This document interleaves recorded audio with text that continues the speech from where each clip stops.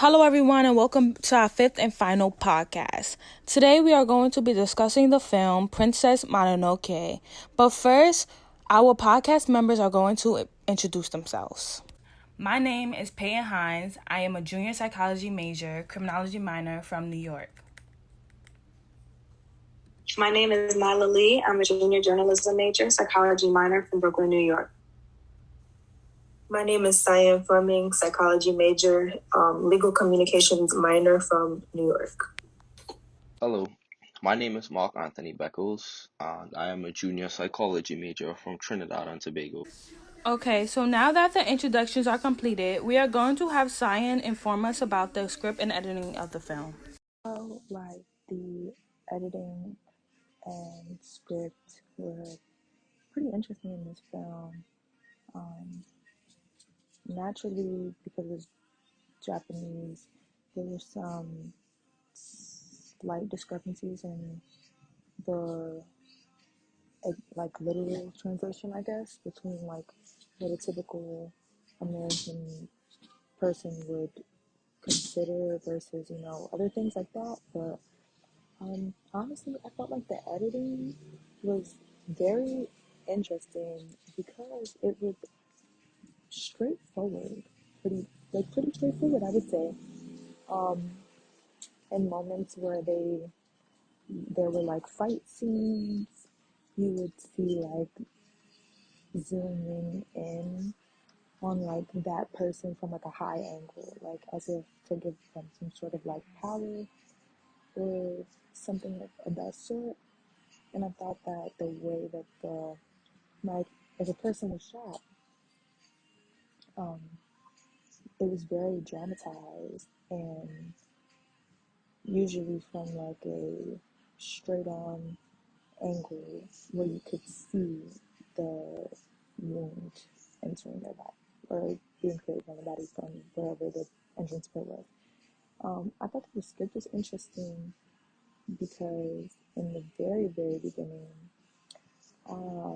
there was almost a mystery. You could tell that people were searching for something, but you couldn't tell what they were searching for exactly. And there were slight hints that it was something, dark and mysterious because you would see cuts between the people and the forest. And then of course they finally saw, the black movement and they were like, oh, it's a demon god. I thought that when they, in that very beginning scene, when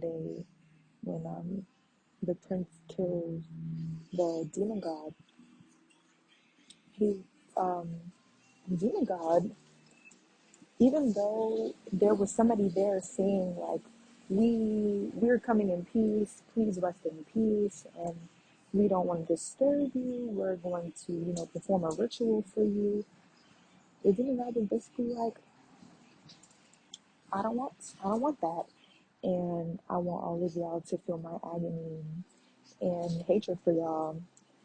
And it kind of set a tone for the movie. It was different because like, I, I honestly didn't know what to expect coming into this, like when I started watching the movie. So I thought it was interesting and different that, you know, even on their deathbed, they had no interest in connecting with humans or anything of that sort. So, yeah. I think when there's this introduction of Princess Mononoke, it's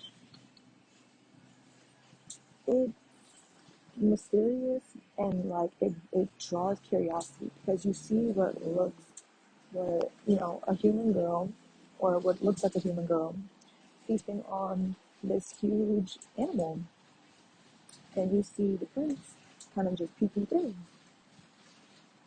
The fight scenes, they were always filmed away so you can see the entire action scene But when it was a particular person possibly winning or using a certain power or even losing or being killed in certain instances, there would be a zoom in on their face and or like their body where the attack is occurring or where their power is being stemmed from, etc., etc.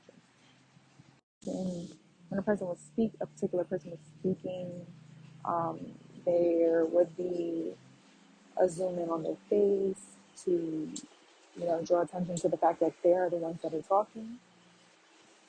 You most likely wouldn't be able to see the other person unless they're in the same um, frame.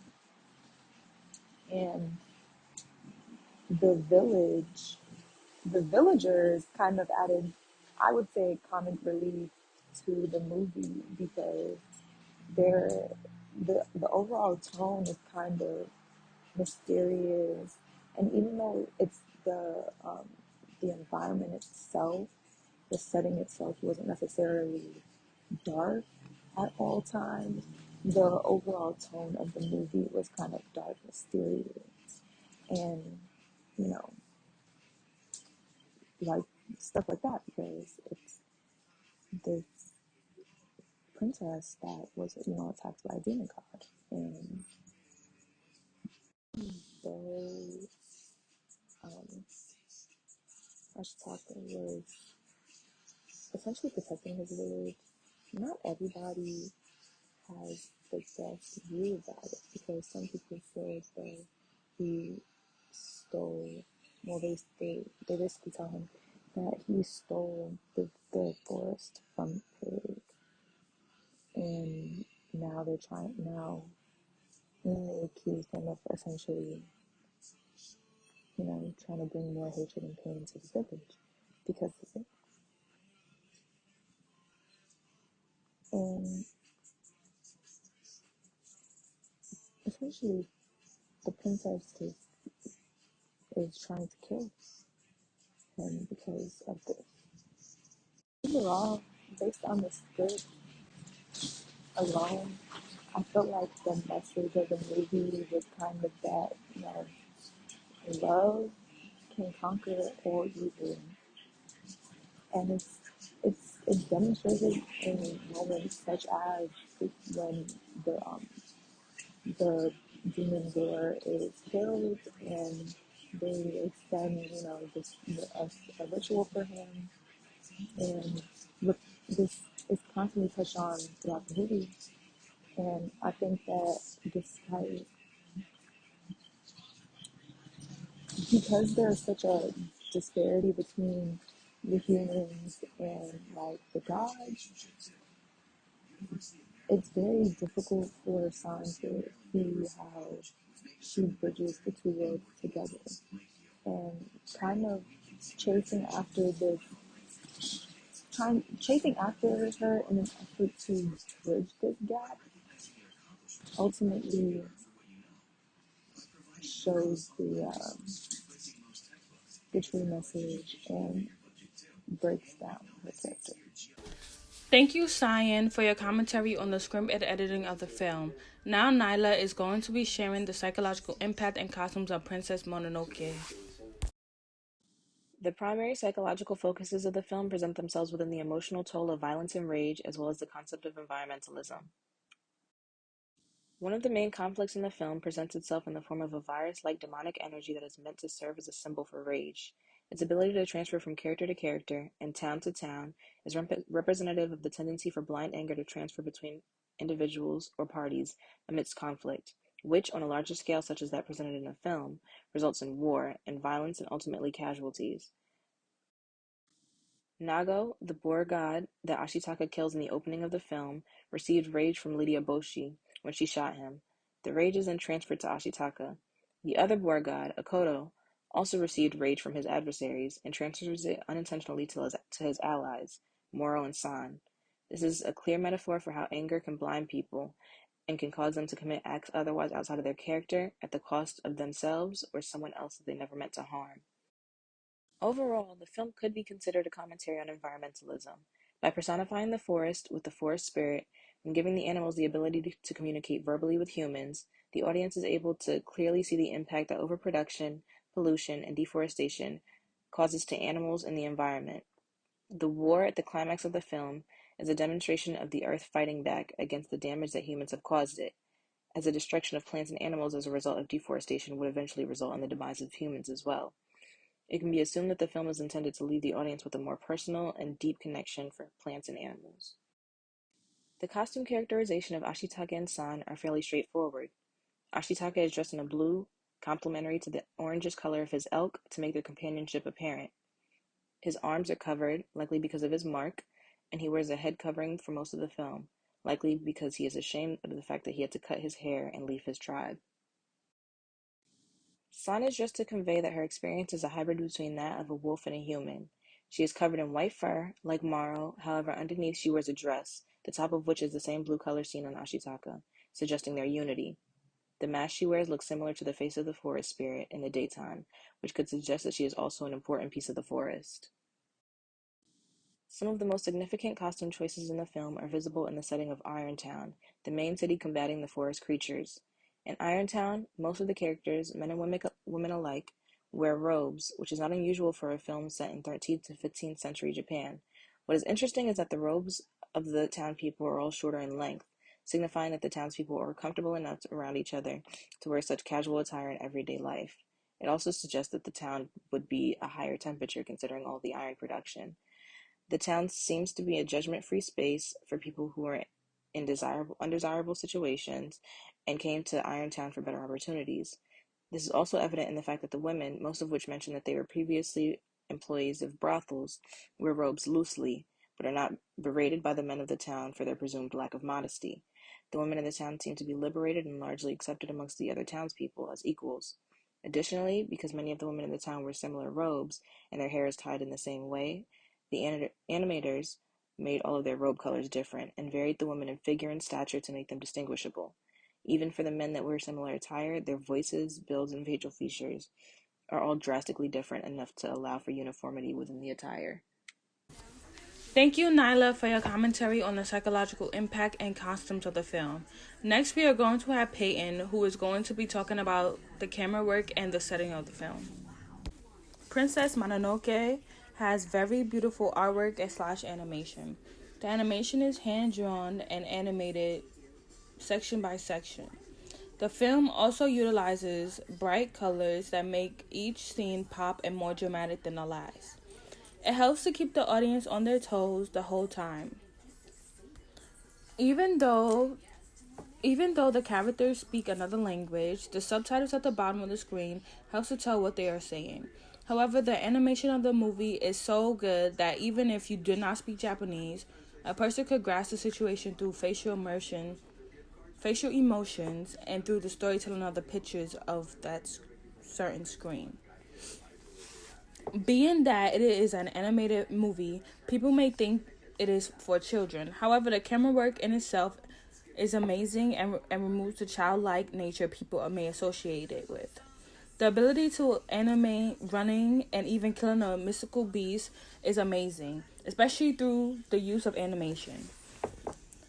Unlike other movies which are not animated, these movies tend to take long to make because making 2D drawings move so effectively and seamlessly takes a lot of time and patience, which is why the camera work in this movie is in an entire league of its own. The setting of the movie is said to be inspired by the Japanese historical site Yakushima. Sorry if I butchered that.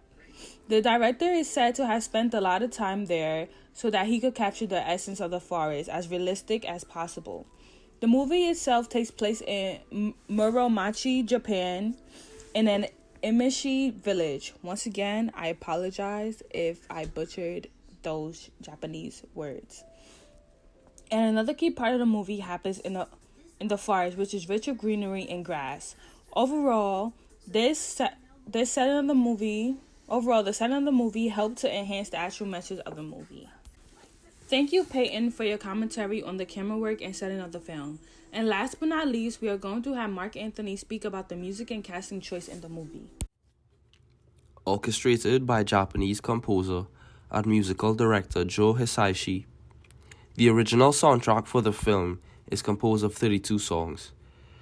Many of the songs within the film are purely instrumental pieces that add context to the scenes played throughout the movie. A reason for why there are so many listed songs for this film is that most of them are mainly short songs that are less than 1 minute.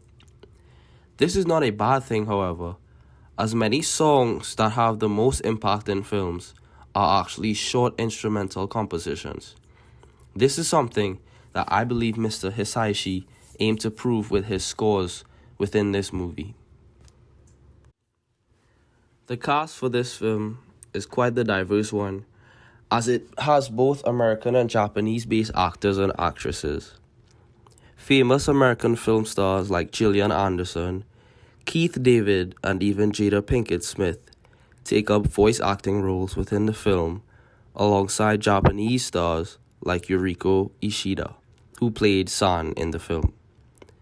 Another big name to be mentioned within the cast of the movie is that of Tara Lynn Strong, who is known for her large variety of successful voice work in animations and video games. Thank you, Mark Anthony, for your commentary on the music and editing choice in the film. And thank you to our audience for taking the time out of your day to listen to our final podcast about the 1997 movie Princess Mononoke.